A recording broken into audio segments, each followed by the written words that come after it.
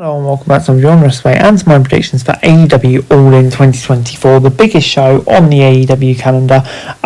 Really excited for this one. So many great matches on the card. Back at Wembley Stadium, one of the most iconic stadiums in the world, the home of football. Let's get straight into it. Starting off on the 0 hour, and of course this seems a bit of a comedy match.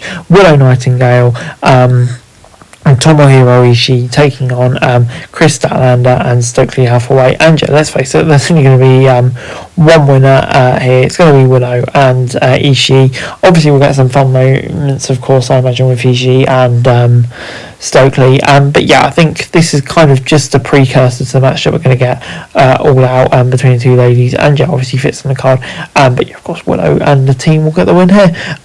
Moving on to another 16-man tag match. It's kind of a bit like the Andre the Giant Memorial Battle Royals at WrestleMania, really, isn't it? Just get everyone on the card. Some big names kind of involved in these matches with points to prove, I think. It's going to be an interesting one. But I'm just kind of looking at the right hand side of the screen. Some pretty established names on that side, like Carl Fletcher, Andretti, etc. I think Tommy Billington as well.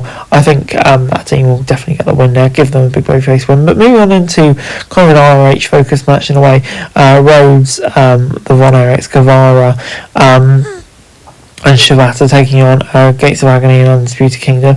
I think, kind of Dustin Rhodes, Guevara, all them been on a bit of a roll recently. Shibata's obviously a big star. Von Erichs as well. Everything around them. I think it does make sense for them to get the win here. Kind of all building up the crowd for the main show. So I'm going to say the Von Erichs will get the win. Moving on into the Women's World Championship match. Toni Storm taking on Mariah May. And so often throughout these predictions we've just said Storm will retain, move on. But I kind of feel like it will be different this time, to be honest. I think time may be up for Tony at the top of the kind of women's division AEW. I think Mariah May in this kind of new character definitely has an interesting persona that's been brought up to really well.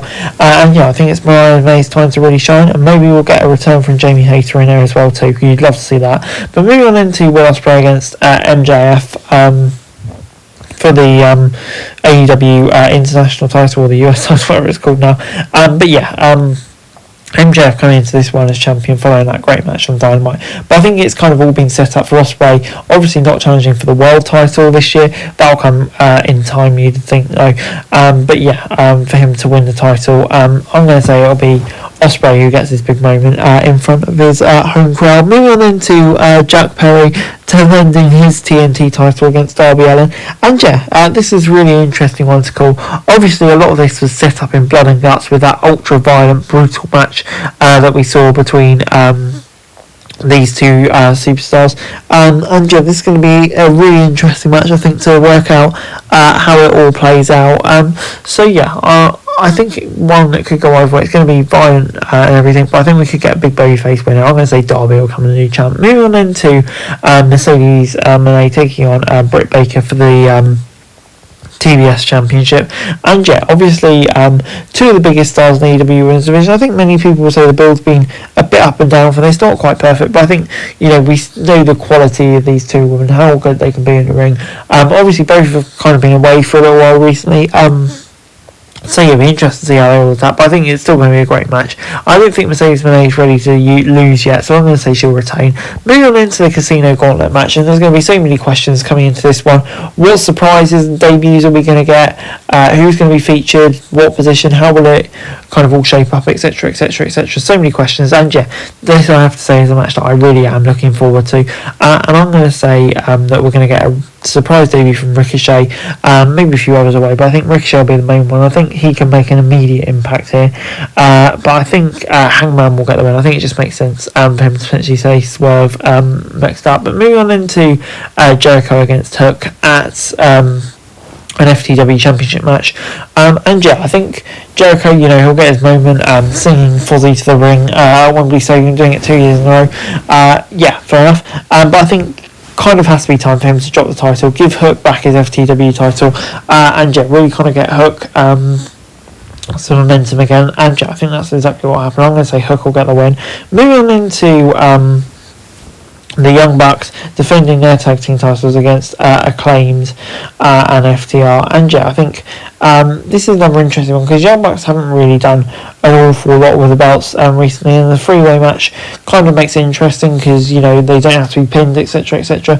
Many different parts can come into that one. So yeah, this is going to be an interesting match, one that you feel could go either way. But I think the Young Bucks, there's no really obvious replacement for them here, so I'm going to say they'll retain. But moving on into the Trios Championship match, and the Patriarchy, I don't know, they've kind of had a middling reign so far. It's been alright, not massive amount to it if we're being brutally honest. But yeah, I don't know, it kind of feels like it could be the time for them to drop the belts coming up soon. There's one team that really stands out, it is that team Pac, Wheeler, Yuta, Castagnoli, BCC, and Pac of course, home pay-per-view. Yeah, could be a really interesting one. But yeah, at the same time, I don't know, Patriarchy, they seem to have the momentum, could go on for a while longer. There's still an interesting story there with Luchasaurus.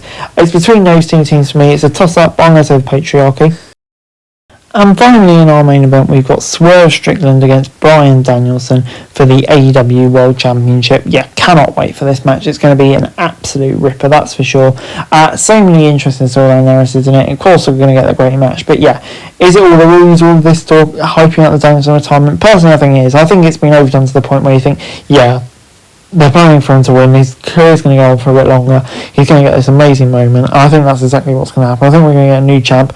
But yeah, there's near full bites. Yeah, it's going to be very intense, this match, man. That's it for this video. Thanks very much for watching. Remember to like, share, subscribe. Follow us on our socials. Link in the description below for daily wrestling news, meme and content. Subscribe to our other channels on screen right now. That'd be greatly appreciated. Thanks very much for watching. Peace out.